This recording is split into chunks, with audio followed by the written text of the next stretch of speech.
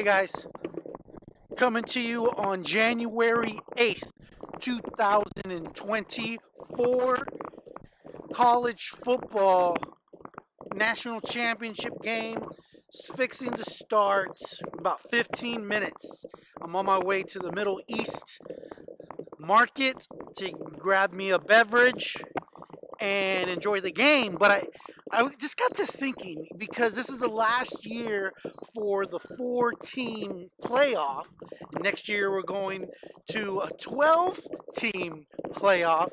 And I just started thinking, I was like, Michigan's playing in the championship. The last time Michigan was playing for a national championship was in 1997, pre-BCS. Okay, so I'm going to break this down to you. There's been a couple of eras. The longest era was the pre-BCS era, which was just the traditional bowl setup that was what it was for 50, 60 years or longer. All right, and that's just what it was. That's what we had. That's what they gave us. And everyone, I guess, was somewhat happy with that for generations. But then everyone realized how ridiculous it is. And so they said, hey, how can we get the two best teams to make sure they play for the championship? They created BCS, which I'm not sure if it started in 2000 or not.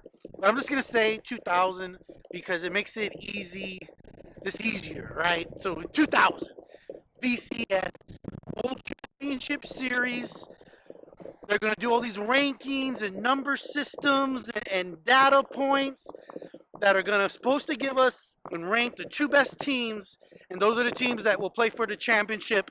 And that lasted for like 15 years and created a whole new dynamic for sports talk and analysis and controversy, and it was all fun and games until they finally said, I guess they had enough.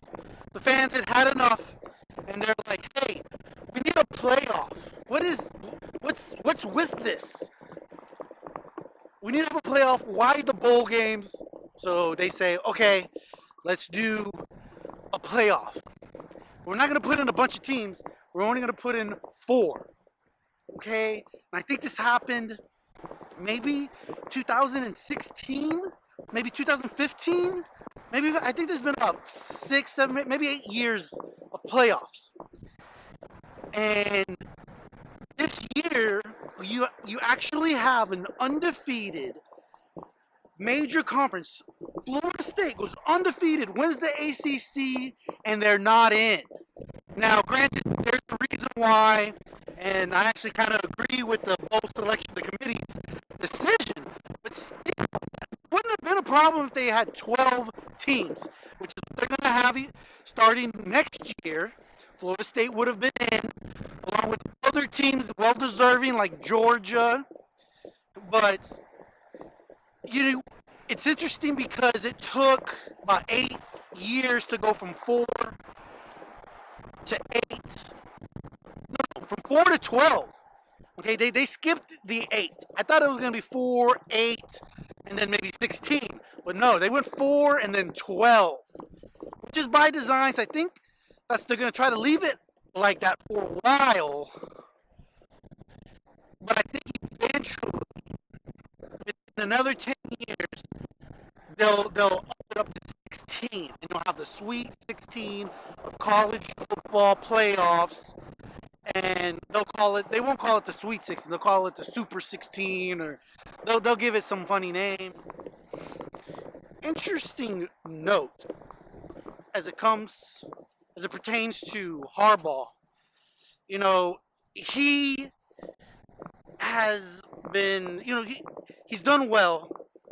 They've won the Big Ten a number of times now, but they hadn't won a national championship. And unfortunately, that's what he's being judged on. It's national championship or bust.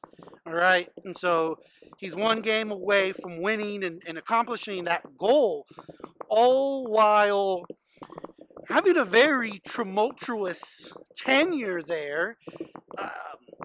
They basically wanted to but couldn't fire him because he just hadn't won enough. But there really wasn't any good options, and they didn't want to buy him out. Then he starts winning, but they don't sign him to a huge, long extension. Leave it to my Aggies or some other stupid program to sign these guys to 10-year extensions. And then, in the second, third season, they're losing. You want to fire them. So dumb. I don't know why they do that. But as it is now, especially if he wins today, Michigan wins, Harbaugh is going to have so much leverage on Michigan when it comes to negotiating his next contract. Already his agent is putting it out into the media, contacting pro teams, just starting rumors that they might want to hire Jim Harbaugh, just making it up so that Michigan's going to have to pay premium, market, fair value, no discount. He shouldn't give them what they've done. I feel like he has been somewhat underappreciated and not treated too well, considering he's a Michigan man. He's come back. He's going to bring. If they win, talk about bringing the glory, restoring glory when it had faded away. All right. So that's what I hope and wish for my school, for Texas A&M. Hell, we should have hired Jim Harbaugh to bring back and to win a championship. It'll be all worth it.